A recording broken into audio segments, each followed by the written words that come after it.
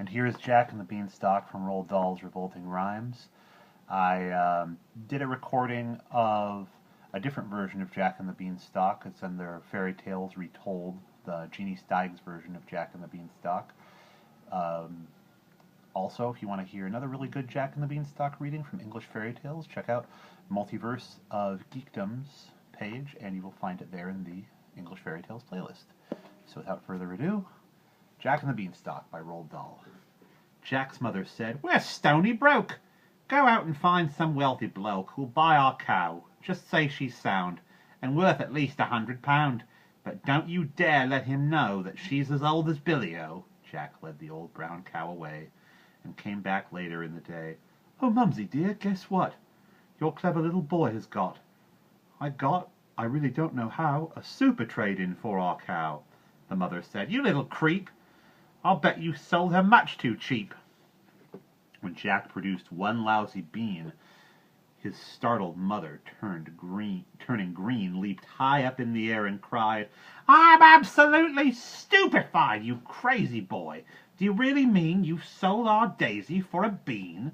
She snatched the bean, she yelled, "You chump!" and flung it on the rubbish dump. Then summoning up all her power, she beat the boy for half an hour, using, nothing could be meaner, the handle of a vacuum cleaner, at 10 p.m. or thereabout. The little bean began to sprout. By morning it had grown so tall you couldn't see the top at all. Young Jack cried, "Mum, admit it now, it's better than a rotten cow." The mother said, "You lunatic! Where are the beans that I can pick?"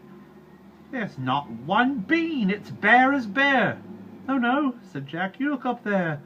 Look very high, and you'll behold each single leaf is solid gold." By gollikins, the boy was right. Now glistening in the morning light, the mother actually perceives a mass of lovely golden leaves. She yells out, "My sainted souls! I'll sell the mini, buy a rolls.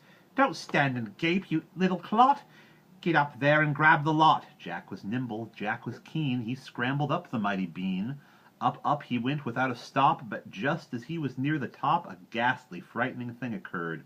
Not far above his head he heard a big, deep voice, a rumbling thing that made the very heavens ring. It shouted, "Fee, fi, fo, fum, I smell the blood of an Englishman."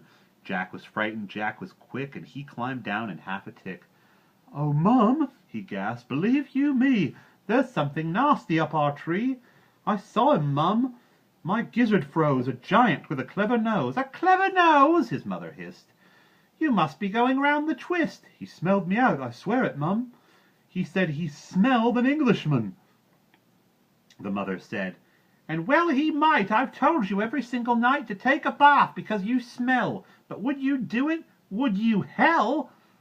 You even make your mother stink because of your unholy... You even make your mother shrink because of your unholy stink." Jack answered, "Well, if you're so clean, why don't you climb the crazy bean?" The mother cried, "By gad, I will! There's life within the old dog still." She hitched her skirts above her knees and disappeared. She hitched her skirts above her knee and disappeared right up the tree. Now would the giant smell his mum? Jack listened for the fee-fo-fum. He gazed aloft. He wondered what? He wondered when the dreaded words would come, and then, from somewhere high above the ground, there came a frightening, crunching sound. He heard the giant mutter twice, "By gosh, that tasted very nice." Although, and this in grumpy tones, "I wish there weren't so many bones." "By Christopher!" Jack cried. "By gum! The giant's eaten up my mum. He smelled her out. She's in his belly. I had a hunch that she was smelly." Jack stood there, gazing longingly upon the huge and golden tree. He murmured softly, "Golly gosh! I guess I'll have to take a wash if I am going to climb this tree without the giant smelling me. In fact, a bath's my only hope." He rushed indoors and grabbed the soap. He scrubbed his body everywhere and even washed and rinsed his hair. He did his teeth, he blew his nose, and went out smelling like a rose. Once more he climbed the mighty beam. The giant sat there, gross, obscene, muttering through his vicious teeth, while Jack sat tensely from beneath, muttering loud, "Fee, fi, fo, fum, right now I can't smell anyone." Jack waited till the giant slept, then out along the boughs he crept, and gathered so much gold, I swear, he was an instant millionaire. "A bath," he said, "does seem to pay. I'm going to have one every day." And that's the end of Jack and the Beanstalk.